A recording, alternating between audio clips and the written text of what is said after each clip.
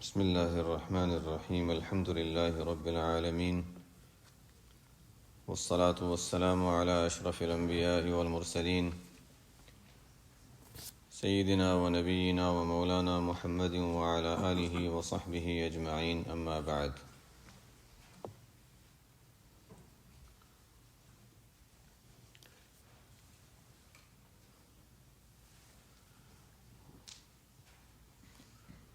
دل بوجود آثاره على وجود أسمائه، وبوجود أسمائه على ثبوت أوصافه، وبثبوت أوصافه على وجود ذاته، إذ محال أن يقوم الوصف بنفسه، فأهل الجذب يكشف لهم عن كمال ذاته ثم يردهم إلى شهود صفاته، ثم يرجعهم إلى التعلق بأسمائه ثم يردهم إلى شهود آثاره، والسالكون على عكس هذا. یہ عبارت میں سوچ رہا تھا کہ اس کا کچھ تذکرہ کریں یا چھوڑ دیں، لیکن بہرحال ہمارے جو پرانے ساتھی ہیں وہ چاہتے ہیں کہ اس طرح کی بھی بعض باتیں آنی چاہیے. ویسے تو میں نے کہا تھا کئی دن پہلے ہی اس سلسلے کو روکنے کا ارادہ تھا، لیکن پھر بعض ساتھیوں کا اور ہمارے خواجہ صاحب وغیرہ کا بھی تقاضا تھا کہ نہیں، تھوڑا سا اس کو اور سلسلہ جاری رکھیں. تو خیر، اس عبارت میں سمجھنے کے لیے تھوڑا سا پہلے اس کی بنیاد تھوڑی سمجھنی ہوگی کہ اللہ تعالیٰ کے جو خاص بندے ہوتے ہیں ان کی دو قسمیں یہاں بیان کی گئی ہیں. اور ہمارے قدیم جب ہم واقعات پڑھتے ہیں تو اس میں ہمیں دونوں طرح کے اس طرح کے حالات اسلاف کے ملتے ہیں. اس کو پہلے ہم ایک مثال سے سمجھیں کہ کوئی مختلف مثالوں سے، تاکہ بات اچھی طرح واضح ہو جائے، کوئی صحیح مثال اس کی بیٹھ جائے گی تو انشاءاللہ بات سمجھ میں آ جائے گی. کوئی حاکم اور بادشاہ ہے، یہاں ہم اس کو ہمارے اعتبار سے سمجھیں کہ کوئی بزرگ ہیں، کوئی اللہ والے ہیں. اور کبھی تو ایسا ہوتا ہے کہ وہ کسی کو اپنے بالکل قریب بلا لیتے ہیں کہ آج سے تمہیں میرے لیے یہ کرنا ہے، اور اس کو مقربین میں بنا لیا. تو اب اس کو مقربین میں شامل کر لیا اور اس کو اس کے خاص قریب کے جو کام، ذمہ داریاں وغیرہ دے دیں. اب آہستہ آہستہ وہ سیکھے گا کہ اچھا مجھے یہ کیسے کرنا ہے، یہ کیسے کرنا ہے، یہ کیسے کرنا ہے، یہاں کیا ہوتا ہے. پہلے تو ان میں شامل ہو گیا، اس کے بعد وہ سیکھنا شروع کرتا ہے. یہ ایک قسم ہو گئی. اور عموماً ایسا ہوتا ہے کہ نہیں، ایک شخص محنت کرتا ہے، کوشش کرتا ہے اور آگے بڑھتا ہے حتیٰ کہ خاص لوگوں میں شامل ہو جاتا ہے. یہ اللہ تعالیٰ نے دنیا میں اس کی مثالیں رکھی ہیں. چاہے ہم اس کو بادشاہوں کے لحاظ سے دیکھیں کہ وہاں پر بھی ایسا ہی ہوتا ہے کہ دنیا میں انسان کبھی ایسا ہوتا ہے کہ اچھا، ہم تاریخ وغیرہ میں بھی دیکھتے ہیں کہ ایک شخص تھا جو بالکل عام شخص تھا، لیکن اس نے محنت کی، آگے بڑھا حتیٰ کہ بادشاہ کے وزیروں میں، خاص لوگوں میں شامل ہو گیا. عام واقعات ایسے ہی ملتے ہیں. کبھی ایسا بھی ہوتا ہے کہ کسی کو کوئی بادشاہ اپنے خاص قریب کے لوگوں میں شامل کر لیتا ہے، اس کو پتہ ہی نہیں کہ اس کے مزاج کیا ہے، اس کو کس وقت کیا چاہیے، مجھے کیا کرنا چاہیے. پھر اس کے بعد وہ سیکھنا شروع کرتا ہے. بس اسی طرح اللہ تعالیٰ کا معاملہ بھی بندوں کے ساتھ ہوتا ہے کہ عموماً اور عام طریقہ اللہ تعالیٰ کا یہی ہے، اور نظام یہی ہے کہ انسان محنت کرے، کوشش کرے، تھوڑا سا آگے بڑھے گا، اس طرح چلتا چلا جائے گا. اس کو کہا جاتا ہے سالک. تصوف کے اصطلاح میں یہی سلوک، جس کو کہتے ہیں سلوک، ہے راستہ طے کرنا. سالک یہ راستہ طے کرنے والا شخص جو آہستہ آگے بڑھتا رہتا ہے. ہر ایک کی کوئی تیزی سے جاتا ہے، کوئی آہستہ جاتا ہے، لیکن بہرحال آگے چلتے رہتے ہیں. اصل یہی ہے کہ انسان چلتا رہے، کام میں لگا رہے، چلتا رہے. کبھی ایسا ہوتا ہے کہ من جانب اللہ تعالیٰ کی طرف سے کسی کو کوئی خاص چیز ایسی دکھا دی جاتی ہے، کوئی نور نظر آ گیا، کوئی ایسی چیز ہو گئی، کوئی خاص ایسی بات پیش آ گئی کہ بس وہ اللہ تعالیٰ سے اس کا ایک قوی تعلق قائم ہو گیا. حالانکہ اس نے ابھی تک نہ اذکار اور یہ سب چیزیں، ان سے ابھی کوئی گزرا ہی نہیں، اس نے ابھی کچھ دیکھا نہیں. تو وہ بالکل اللہ تعالیٰ کی معرفت جو اس کو حاصل ہونی تھی وہ ہو جاتی ہے. لیکن اب اس کے بعد پھر وہ باقی تمام وہ چیزیں جو ہیں وہ کرتا ہے کہ اچھا اب اذکار بھی کرنے ہیں، اچھا بھی اعمال بھی کرنے ہیں، اچھا بھی یہ بھی کرنا ہے. یہ تمام چیزیں بعد میں آتی ہیں. پہلے وہ مقربین میں شامل ہو جاتا ہے، خاص بندوں میں شامل ہو جاتا ہے. قرآن کریم نے بھی اس کو بیان کیا ہے. یہ صرف تصوف کی اصطلاح نہیں، ظاہر ہے جو بھی ہے یہ ماخوذ ہے قرآن و حدیث سے ہی. اللہ تعالیٰ نے قرآن کریم میں ایک آیت میں اس کو بیان فرمایا، اللہ یجتبی الیہ من یشاء. اللہ تعالیٰ کبھی کسی کو اپنی جانب پورا کھینچ لیتے ہیں. یجتبی الیہ من یشاء، یہ اس کو مجذوب کہا جاتا ہے تصوف کی اصطلاح میں. ویسے مجذوب کے لفظ اب ہم پڑھتے ہیں، جنہوں نے کتابوں میں پڑھا ہوگا یا واقعات سنے ہوں گے، تو مجذوب کا لفظ ایک تو یہ تصوف کی اصطلاح ہے. کبھی کبھی بعض ایسے لوگ ہوتے ہیں جب ان کو ایسی کوئی چیز نظر آ جاتی ہے تو وہیں پر رک جاتے ہیں، یعنی ان کی دماغی حالت صحیح نہیں رہتی. ہم عام طور پہ کتابوں میں واقعات میں جب پڑھتے ہیں مجذوب کے واقعات، تو وہ اس طرح کے لوگ مراد ہوتے ہیں. ایک ہوتی ہے یہ اصطلاح جو اس کو میں نے بتایا کہ اللہ تعالیٰ کبھی کسی پر کوئی خاص تجلی، کوئی خاص چیز اس پر ظاہر فرماتے ہیں، اس کو اپنے خاص لوگوں میں شامل فرما لیتے ہیں، تو یہ مجذوب ہے. اب اس کے بعد پھر آہستہ آہستہ آہستہ آہستہ وہ اعمال کر کے وہ تمام چیزیں بھی طے کر لیتا ہے جو عام طور پہ انسان کو طے کرنی ہوتی ہیں. تو ایک ہوتا ہے سالک، ایک ہوتا ہے مجذوب. یہ دو طرح کے لوگ ہو گئے. اب کبھی ایسا ہوتا ہے کہ کسی پر کوئی ایسی حالت طاری ہوئی جس کو میں نے بتایا مجذوب کا، اور وہ ایسی کوئی، جیسا ہوتا ہے نا کہ اس کو ہم ایک اور مثال سے ہم سمجھیں کہ ایک شخص ہے، اللہ کا شکر ہے الحمدللہ جس مجمع سے میں بات کر رہا ہوں وہ تو اس میں داخل نہیں ہے، لیکن جو نشہ ہوتا ہے دنیاوی چیزوں میں، جو شراب وغیرہ کا نشہ ہوتا ہے، ایک شخص ہے جو نشے کا عادی ہے تو تھوڑا تھوڑا تھوڑا کر کے وہ بہت تیز والا نشہ بھی استعمال کر سکتا ہے. سنا یہ کوئی ہم میں سے کسی کا الحمدللہ تجربے کی بات نہیں ہے، لیکن اسی وجہ سے کبھی لوگ پوچھتے ہیں کہ یہ لوگ سفر کر رہے ہوتے ہیں اور اچھا راستے میں رک کر ایسے شراب پیتے ہیں تو سفر کیسے کرتے ہیں؟ بہرحال ان لوگوں کو عادت ہوتی ہوگی نہیں پتہ اس میں، یا بعض ایسی شرابیں ہوتی ہوں گی جس میں نشہ نہیں ہوتا ہے، لیکن بہرحال یہ جب عادی ہو جاتے ہیں تو ان کو اس کا اتنا اثر نہیں محسوس ہوتا. ایک شخص ہے جس کو پہلی مرتبہ میں تیز شراب دے دی جائے، جو بہت عادی شخص پیتا ہے وہ تیز شراب اس کو کسی کو دے دی جائے تو ظاہر ہے اس کی دماغی حالت صحیح نہیں رہے گی. تو بس اسی طرح اللہ تعالیٰ کے تعلق کا جو انسان کو جو نشہ ہوتا ہے، یہ بھی اسی طرح کہ جب بہت تیز کوئی اللہ تعالیٰ کی طرف سے کوئی چیز ظاہر کر دی جاتی ہے، کوئی تجلی وغیرہ یا کوئی چیز، تو بعض لوگ اس کو نہیں برداشت کر سکتے اور ان کی دماغی حالت پھر صحیح نہیں رہتی، اور ایسے عجیب عجیب واقعات ملتے ہیں. اب اس کی جو بھی وجہ ہوتی ہوگی وہ تو اللہ تعالیٰ جانے.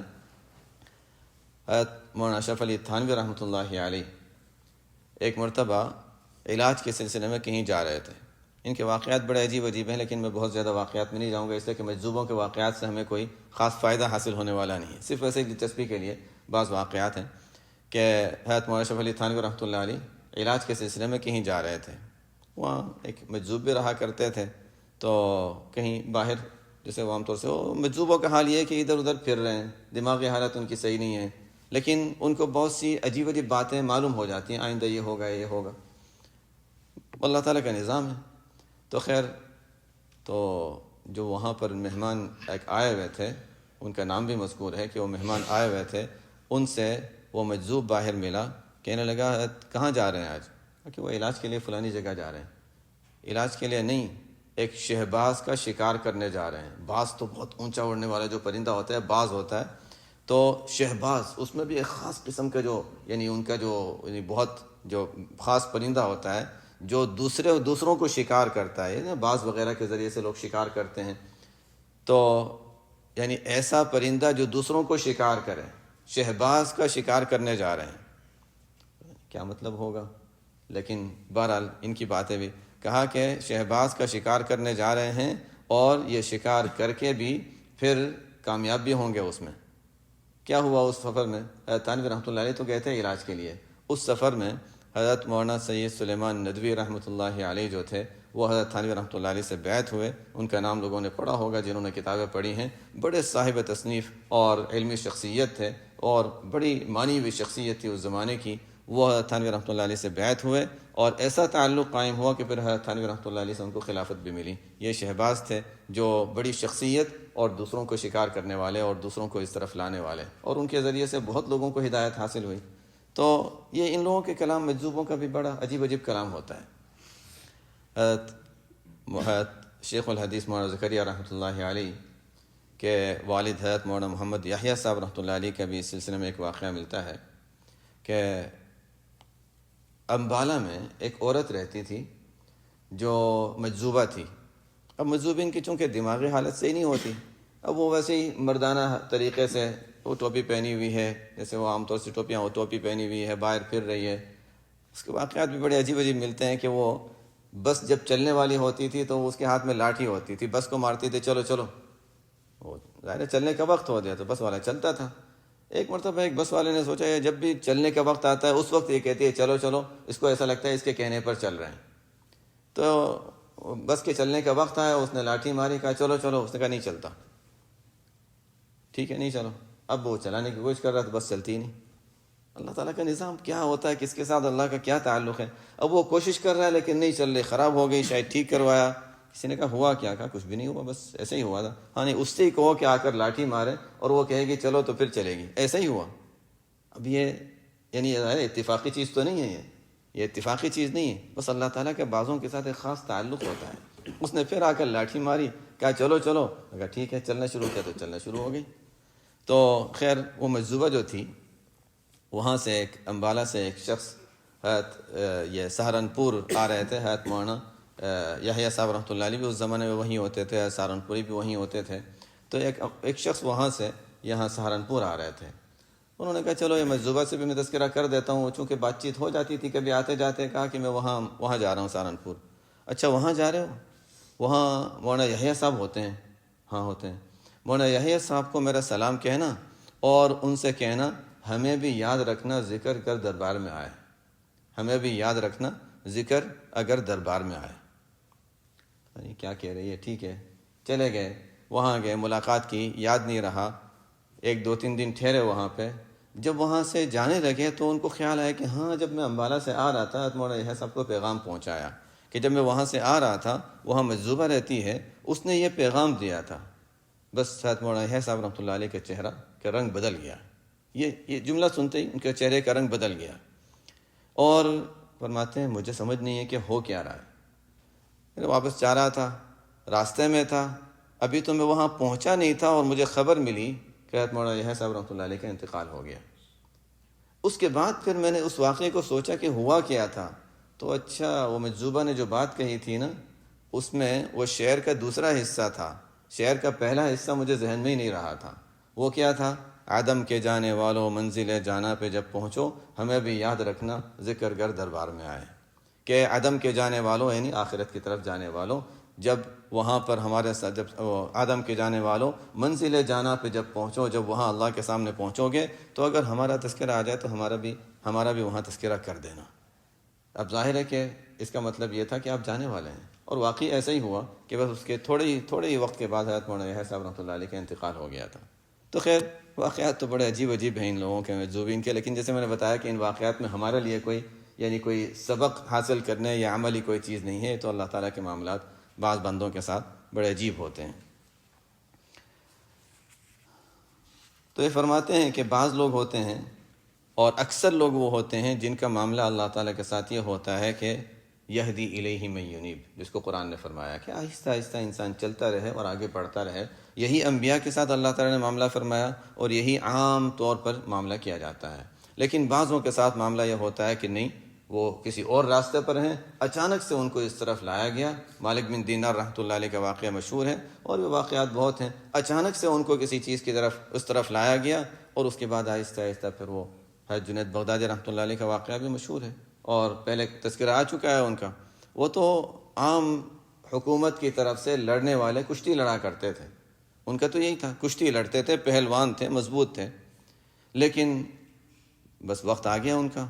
ہوا یہ تھا کہ ایک مرتبہ کشتی لڑ رہے تھے، اچانک سب میدان میں تھے تو ایک شخص آ گیا جو بہت کمزور تھا. اس نے کہا کہ میں ان سے کشتی لڑوں گا.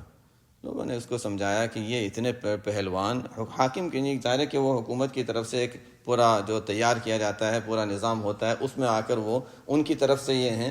تو عام آدمی تو ان سے، کوئی عام پہلوان ان کا مقابلہ بھی نہیں کر سکتا. تم کیا کرو گے؟ نہیں میں کروں گا. اصرار کیا تو جانے دیا. ان سے پوچھا، انہوں نے کہا ٹھیک ہے آنے دو اگر آتے ہیں تو ان سے کان میں کوئی بات کہہ دی. جنید بغدادی رحمۃ اللہ علیہ سے کان میں کوئی بات کہہ دی.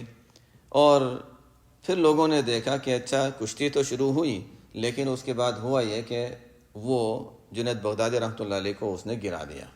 جو بھی تھے انہوں نے گرا دیا. لوگوں نے کہا نہیں، یہ کچھ بات سمجھ میں نہیں آئی، دوبارہ ہوا، پھر دوبارہ تھوڑا سا ویسے کچھ ہوا اور پھر انہوں نے گرا دیا، تیسری مرتبہ پھر گرا دیا۔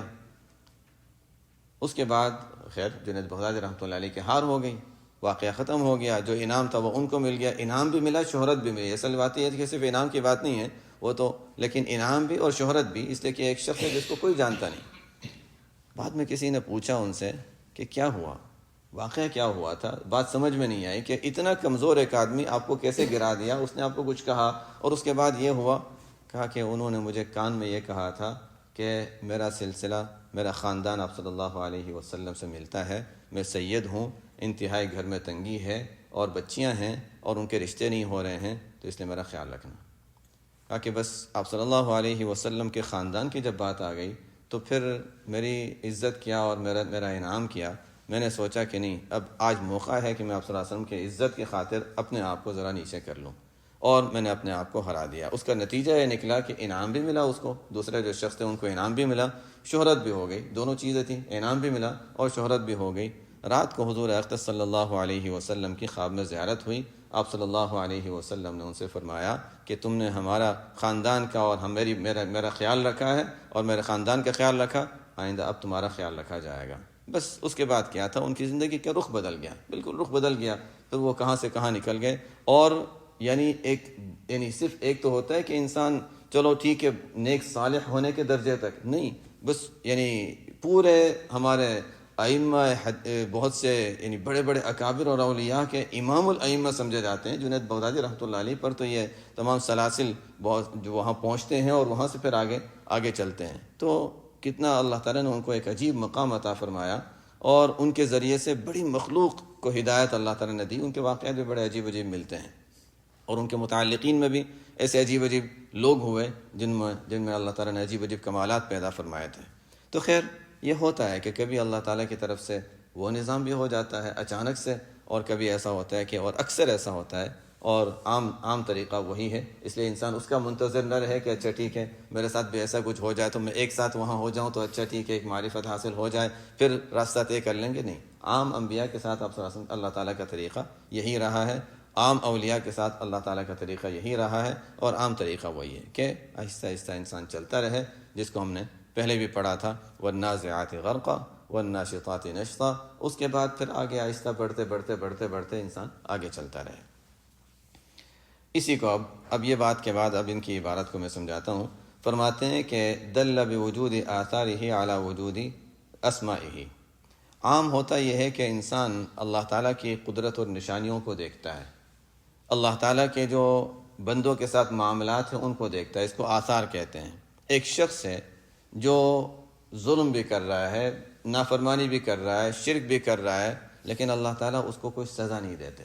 یہ جو ہم حالات دیکھتے ہیں دنیا کے، اپنے حالات میں بھی انسان غور کرے تو اس کو نظر آئے گا، میں تو اسے جو بڑی زیادہ ظاہر طور پر نظر آتا ہے اس کو بتا رہا ہوں، کہ انسان دیکھتا ہے کہ اچھا انسان اللہ تعالیٰ کی اتنی نافرمانی کرتا ہے اور اللہ تعالیٰ کی طرف سے سزا نہیں ملتی، تو اس سے کیا پہچانتا ہے؟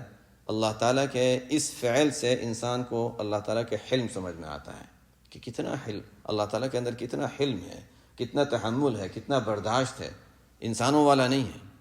تو دل بوجود آثارہ علی وجود اسمائہ، اللہ تعالیٰ کے قدرتیں، اللہ تعالیٰ کے افعال وغیرہ کو دیکھ کر انسان اللہ تعالیٰ کے اسماء کو پہچانتا ہے کہ وہ حلیم بھی ہے، اور آسمان سورج وغیرہ کے نظام کو دیکھ کر سمجھتا ہے کہ اچھا وہ حکیم بھی ہے، اس میں حکمت بھی ہے، قدرت بھی ہے، ان سب چیزوں کو پہچانتا ہے۔ تو اس کے آثار اور اس کے مخلوقات میں اللہ تعالیٰ کی جو نشانیاں ہیں اس کو دیکھ کر اللہ تعالیٰ کے اسماء کو انسان پہچانتا ہے، پھر اسماء کے ذریعے سے اللہ تعالیٰ کی صفات میں اور غور کرتا ہے، اور صفات کے ذریعے سے پھر اللہ تعالیٰ کی ذات کی پہچان آ جاتی ہے، وہی وجود اوصافہ علی وجود ذاتہ۔ اس لیے کہ ظاہر ہے جب انسان کسی کے اوصاف معلوم کرے گا اور اس میں غور کرے گا تو ذات تک تو پہنچے گئی، اس لیے کہ محال ان یقوم الوصف بنفسہ، اس لیے کہ صفت کبھی بھی خود قائم نہیں ہوتی، وہ تو کسی کے ساتھ ہوتی ہے۔ جب صفات کو پہچانے گا تو ذات تک بھی پہنچ جائے گا۔ آگے فرماتے ہیں فَأَهْلُ الْجَذْبِ يَكْشِفُ لَهُمْ عَنْ كَمَالِ ذَاتِهِ، تو جو لوگ مجذوب ہوتے ہیں ان کو تو اللہ تعالیٰ پہلے اپنی ذات تک پہنچاتے ہیں، ثم يردهم الى شهود صفاته، اس کے بعد پھر وہ اللہ تعالیٰ کی صفات میں غور کرتے ہیں، اس کے بعد اللہ تعالیٰ کے اسماء کو دیکھتے ہیں، پھر آثار دیکھتے ہیں، وہ اوپر سے نیچے کی طرف آ رہے ہوتے ہیں۔ اور والسالکون علی عکس ھذا، اور جو سالک ہوتے ہیں ان کا معاملہ برعکس ہوتا ہے، وہ نیچے سے اوپر کی طرف جا رہے ہوتے ہیں کہ پہلے آثار دیکھتے ہیں، پھر اسماء کو جانتے ہیں، صفات دیکھتے ہیں، پھر ذات تک پہنچتے ہیں۔ یہ گویا کہ یہ لوگ نیچے سے اوپر آ رہے ہیں، وہ لوگ اوپر سے نیچے آ رہے ہوتے ہیں، یہ سمجھانا چاہ رہے ہیں۔ تو اس لیے کہتے ہیں فبدایۃ المجذوبین نہایت السالکین، جو مجذوبین کی ابتدا ہوتی ہے وہ سالکین کی انتہا ہوتی ہے، سالکین کو وہاں تک پہنچنا ہے، وہ سالکین کی انتہا ہوتی ہے۔ وبدایۃ السالکین نہایت المجذوبین، اور سالکین کی جو ابتدا ہوتی ہے وہ مجذوبین کی انتہا ہوتی ہے، ان کو وہاں تک پہنچنا ہے، ان کو یہ سب راستے دیکھنے ہیں۔ لیکن لا بمعنی واحد، لیکن دونوں میں فرق ہے۔ فرق اس لحاظ سے ہے فربما التقى فی الطریق، کبھی کبھی دونوں راستے میں، یہ ادھر سے جا رہا ہے وہ ادھر سے جا رہا ہے، سمجھانے کے لیے بتا رہے ہیں کہ راستہ دونوں درمیان میں آ کر جمع ہو جاتے ہیں۔ ھذا فی تدلیہ، ایک شخص اوپر سے نیچے آ رہا ہے، وھذا فی ترقیہ، یہ نیچے سے اوپر جا رہا ہے۔ اب انشاءاللہ مزید اس بارے میں جب پڑھیں گے تو کتابوں میں جب پڑھیں گے تو انشاءاللہ یہ باتیں اور سمجھ میں آ جائیں گی۔ آگے فرماتے ہیں وجدان ثمرات الطاعات عاجلا بشائر للعاملین بوجود الجزاء علیہا آجلا۔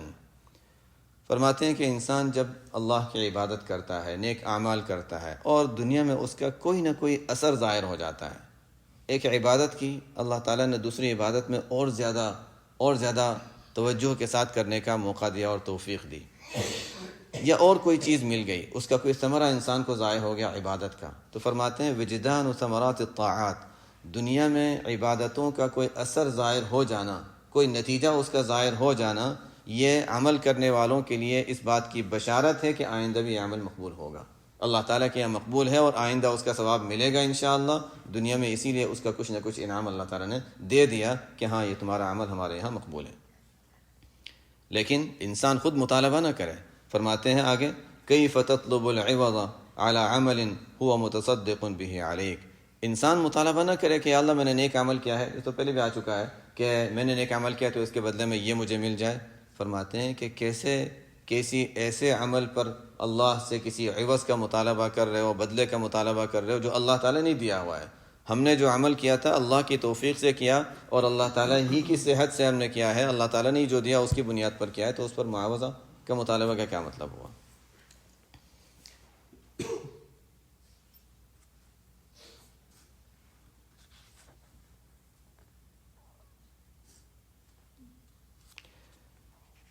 اکرمک بکرامات ثلاث، بعض وہی باتیں وہ جذب وغیرہ سے متعلق ہیں، ان کو میں چھوڑتا ہوں۔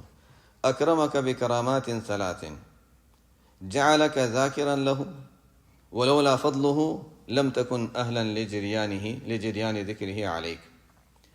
اللہ تعالیٰ نے انسان پر جس کو ذکر کی، اللہ تعالیٰ نے کسی بھی درجے میں ذکر کی، چاہے ذکر اللہ جس کو ہم اصطلاحی معنی میں ذکر کہتے ہیں، وہ جو عام سمجھا جاتا ہے وہ ہو، یا تسبیحات ہوں، تلاوت ہو، یہ سب ذکر اللہ ہی ہے۔ تو اللہ تعالیٰ نے اگر کسی کو اپنی یاد کی توفیق اور ذکر کی توفیق دی ہے تو اللہ تعالیٰ نے 3 طرح کے انعام فرمائے۔ نمبر 1 جعلک ذاکرا لہ، ایک تو یہ کہ اللہ تعالیٰ نے ذکر کی توفیق دی اور ہمارے جسم کو اللہ کا، ہمارے زبان کو، دل کو اللہ کی یاد کرنے والا بنایا، تو اللہ تعالیٰ نے ایک تو انعام یہ فرمایا، وہ تو ظاہر ہے۔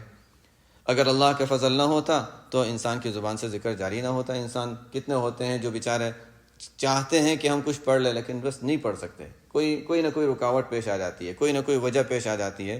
تو اگر اللہ نے ذکر اللہ کی توفیق دی ہے، خاص طور پہ ہم لوگوں کے لیے اس مہینے میں، تو ایک بہت بڑی یہ ایک سمجھنے کی چیز ہے کہ اللہ تعالیٰ نے تلاوت کی اور ذکر کی جو توفیق دی ہے، تو یہ اللہ کا ہم پر بہت بڑا احسان ہے کہ ہمیں اللہ تعالیٰ نے اس کا موقع دیا ہے اور یہ توفیق دی ہے۔ تو ایک تو یہ ہے۔ دوسری بات وجعلک، دوسرا احسان اللہ تعالیٰ کے اس میں یہ ہے وجعلک مذکورا بہ اذ حقق نسبتہ لدیک۔ دوسری بات یہ ہے کہ جب کوئی ذکر کر رہا ہوتا ہے، دیکھو یہ ذکر اللہ کا ذکر کر رہا ہے یا یہ تلاوت کر رہا ہے، تو ہم اس کو اب اللہ تعالیٰ، حالانکہ اللہ تعالیٰ نے ہماری زبان سے یہ جاری کروایا، لیکن اللہ تعالیٰ نسبت فرماتے ہیں کہ بندہ کر رہا ہے، اور لوگ اس کو اس طرح سے یاد کرتے ہیں، اور آہستہ آہستہ یہی چیز جب انسان میں راسخ ہو جاتی ہے تو کہتے ہیں اللہ والا ہے، اللہ والا ہے، اللہ کی طرف نسبت ہو جاتی ہے اس کی، یہ اللہ والا ہے، یہ ذکر اللہ کرنے والا شخص، یہ تلاوت کرنے والا شخص، اب نسبت ہماری طرف ہو رہی ہے، اتنی اونچی نسبت اللہ والا ہونے کی نسبت ہماری طرف، حالانکہ ہم نے کچھ بھی نہیں کیا، تو اللہ تعالیٰ نے ہماری زبان سے جاری کروایا اور اللہ نے توفیق دی۔ تو دوسرا احسان اللہ کا یہ ہے کہ ہماری نسبت اللہ تعالیٰ کی طرف کر دی گئی ہے۔ اب لوگوں کی زبانوں پر بھی ہماری نسبت اللہ کی طرف ہوتی ہے کہ اچھا یہ کیا کرتا ہے، نہیں تجارت اور بزنس نہیں، یہ تو رمضان میں کیا کر رہے ہیں، یہ تو ذکر اللہ میں لگے ہوئے ہیں، اللہ کی یاد میں لگے ہوئے ہیں، اللہ والے بندے ہیں یہ۔ تیسرا احسان اللہ تعالیٰ کا یہ ہے کہ وہ جعلک مذکورا عندہ، کہ اللہ تعالیٰ اپنے یہاں بھی ان بندوں کا تذکرہ کرتے ہیں جو اللہ تعالیٰ کو یاد کرتے ہیں، اور وہ تو مشہور حدیث ہے کہ جب بندہ مجھے یاد کرتا ہے تو میں اس کو یاد کرتا ہوں۔ تو ایک تو یہ ہے کہ ہماری زبان سے ذکر جاری فرمایا کہ ہمیں اللہ تعالیٰ کی یاد والے اعمال، اللہ تعالیٰ کی ذکر والے اعمال کرنے کی توفیق دی، زبان کو جاری فرمایا۔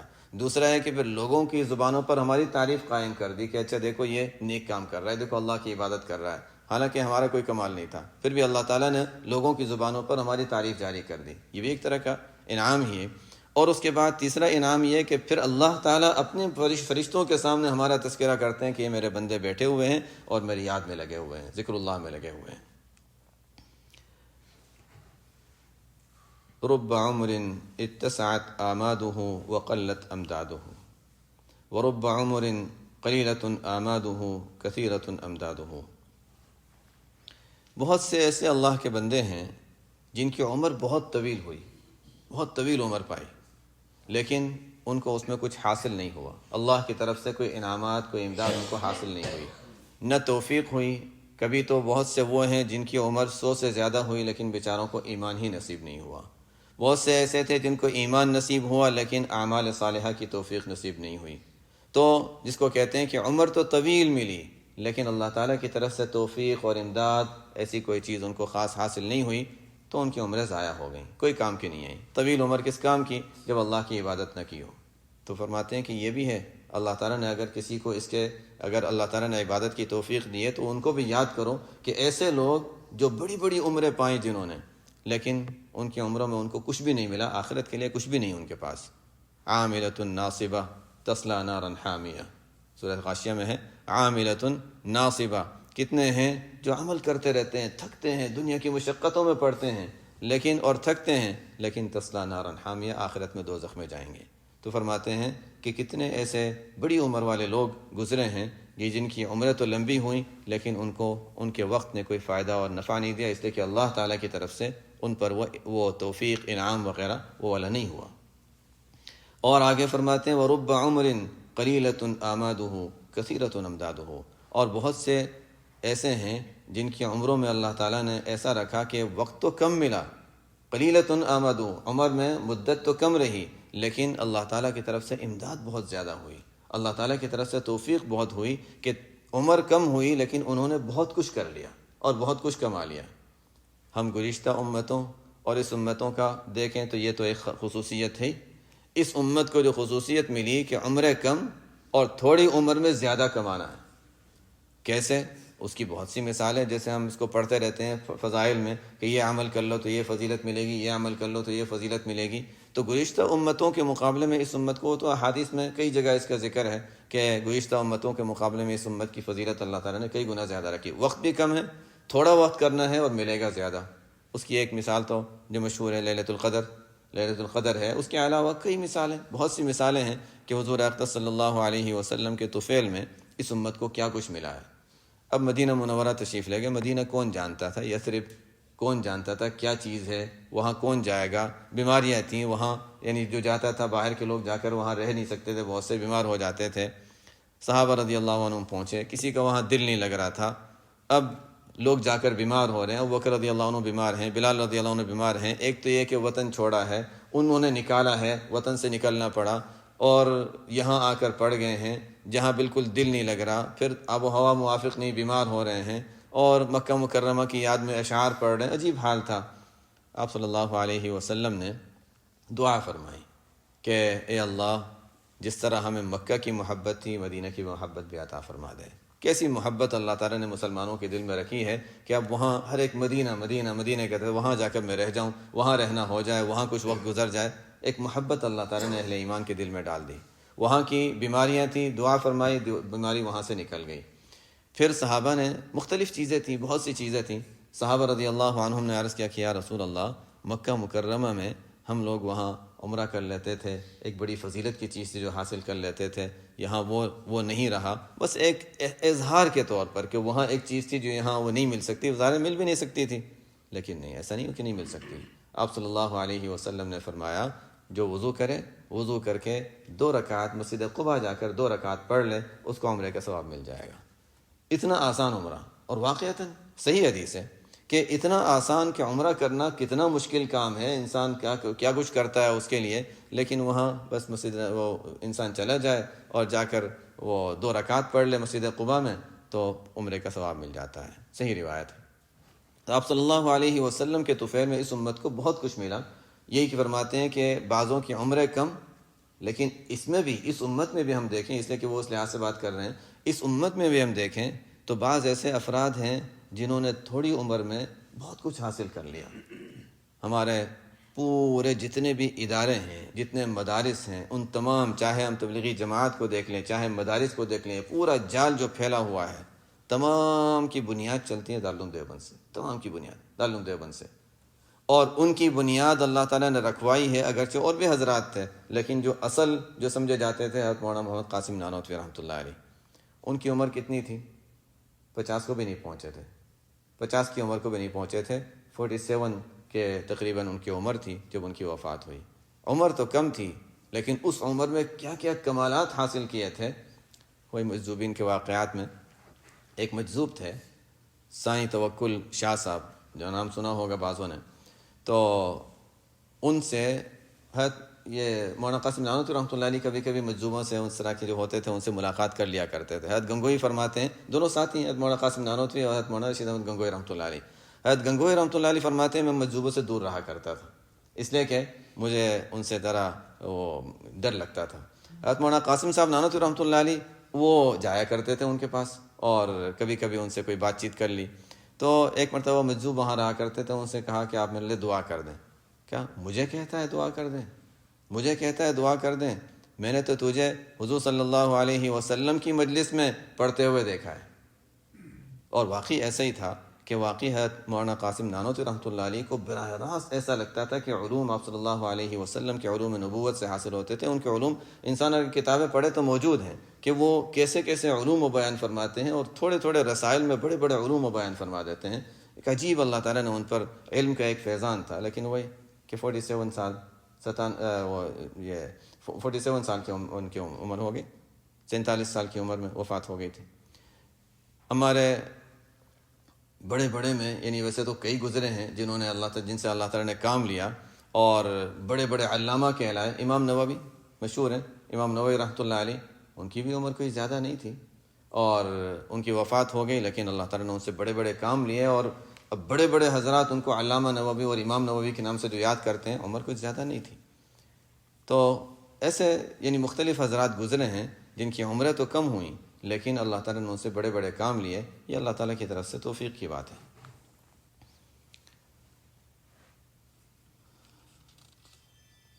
من بورک لہ فی عمرہ، جس کی عمر میں برکت دی جائے، اللہ تعالیٰ کی طرف سے جس کی عمر میں برکت ہو جاتی ہے، ادرک فی یسیر من الزمن من منن اللہ تعالی ما لا يدخل تحت دوائر العبارہ. اللہ تعالیٰ کی طرف سے جس کی عمر میں برکت ڈال دی جاتی ہے تو تھوڑے وقت میں وہ اللہ تعالیٰ کے وہ انعامات حاصل کر لیتا ہے جو انسان نہ الفاظ میں بیان کر سکتا ہے، نہ کسی طریقے سے اس کو سمجھا سکتا ہے. ان حضرات کی واقعی یہی شان تھی. حضرت حاجی امداد اللہ رحمۃ اللہ علیہ کی خدمت میں جب یہ حضرت مولانا قاسم صاحب رحمۃ اللہ علیہ پہنچے، بیعت ہوئے، تھوڑے ہی عرصے میں بڑے کمالات حاصل کر لیے. حضرت حاجی امداد اللہ رحمۃ اللہ علیہ فرمایا کرتے تھے کہ بس وہ آگے پیچھے کا فرق ہو گیا ہے، ورنہ تو میں ان کا مرید ہو جاتا.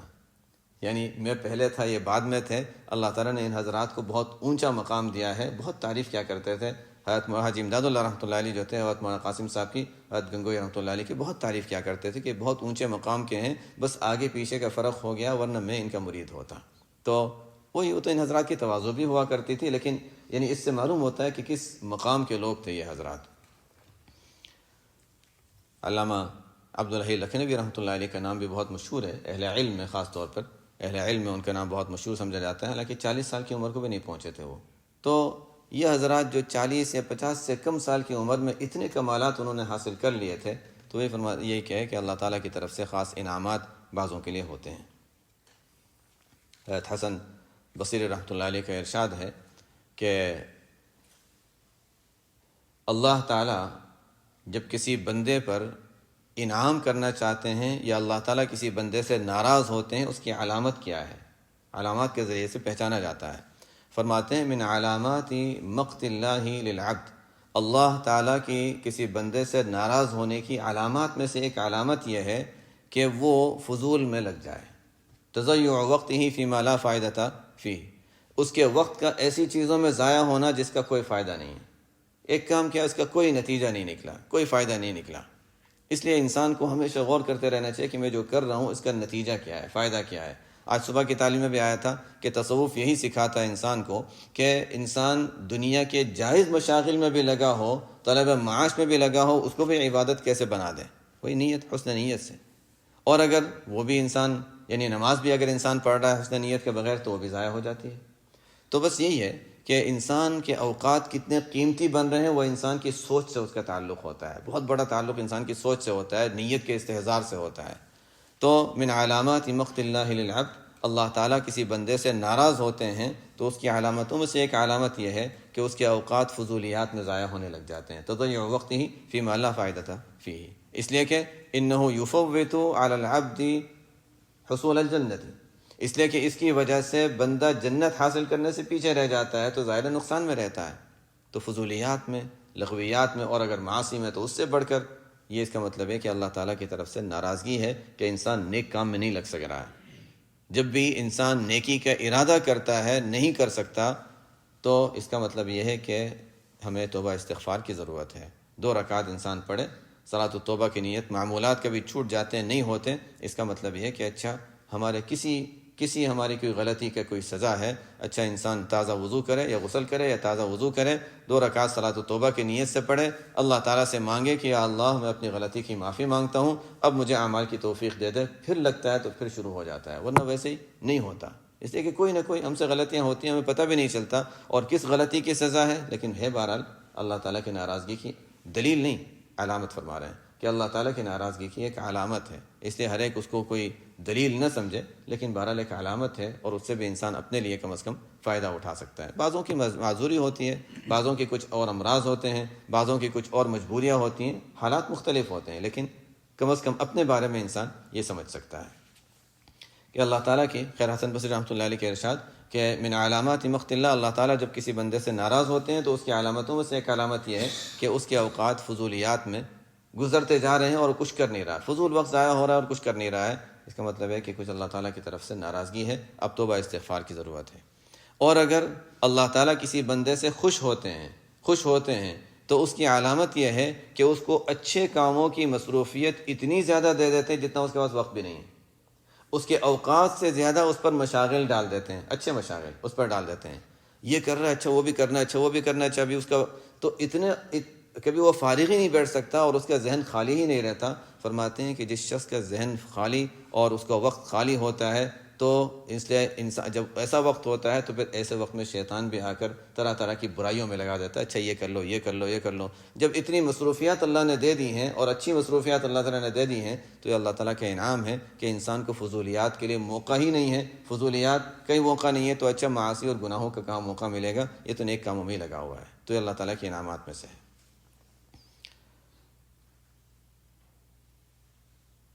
بس یہ اخیری ہے ہمارا. فرماتے ہیں الخذلان کل الخذلان ان تتفرغ من الشواغل ثم لا تتوجه الیہ وتقل عوائقک ثم لا ترتحل الیہ.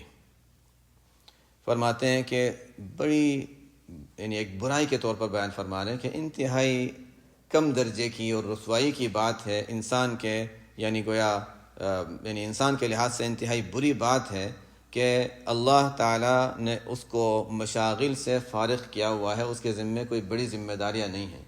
یا تو ہوتا ہے کہ بالکل ہی فارغ ہے، اس کو معاش وغیرہ کسی چیز کی ضرورت ہی نہیں، یا ہے تو اچھا اس کے اوقات ہیں کہ اچھا اتنے گھنٹے اس کے بعد فارغ ہے.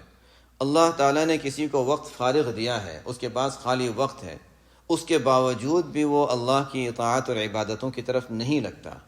اللہ تعالیٰ نے اس کے لیے موانع نہیں رکھے، اسباب موجود ہیں، ماحول موجود ہے، سب کچھ ہے۔ یہ ہمارے لیے ابھی خاص طور پہ اس ماہ مبارک میں کہ تمام موانع ہمارے لیے کچھ بھی نہیں ہیں، کچھ بھی انتظام نہیں کرنا، سب سہولتیں موجود ہیں، سب کچھ ہے، اس کے باوجود بھی اگر عبادتوں میں انسان نہیں لگتا تو فرماتے ہیں کہ اس کا مطلب ہے کہ یہ شخص، اس پر کوئی ایسی آفت ہے کہ اس کو باقی اپنے لیے استغفار وغیرہ کی ضرورت ہے۔ یہ یعنی جس کو حسن بصری رحمۃ اللہ علیہ کے جو ارشاد تھا نا کہ اللہ تعالیٰ کی ناراضگیوں میں سے ناراضگی کی علامت ہے، یہ اسی طرح کی بات فرماتے ہیں کہ یہ بھی اسی طرح کی بات ہے۔ اس کا مطلب یہ ہے کہ اب انسان کو اپنے لیے توبہ استغفار کی ضرورت ہے اور اللہ تعالیٰ سے مانگنے کی ضرورت ہے کہ موانع نہیں ہیں، اشغال نہیں ہیں، کوئی مشغولیتیں نہیں ہیں، اس کے باوجود عبادتوں میں نہیں لگ رہا، اس کے باوجود طاعات کی طرف آگے نہیں بڑھ رہا، اپنے اوقات کو اچھے کاموں میں استعمال نہیں کر رہا، اس کا مطلب یہ کہ اللہ تعالیٰ کی طرف سے کوئی پکڑ ہے اس پر، تو اس کو سمجھنے کی اور اس پر توبہ استغفار کی ضرورت ہے۔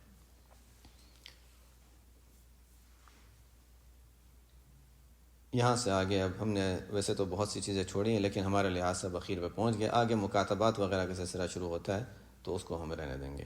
سبحانک اللہم و بحمدک، اشہد ان لا الہ الا انت، استغفرک و اتوب الیک۔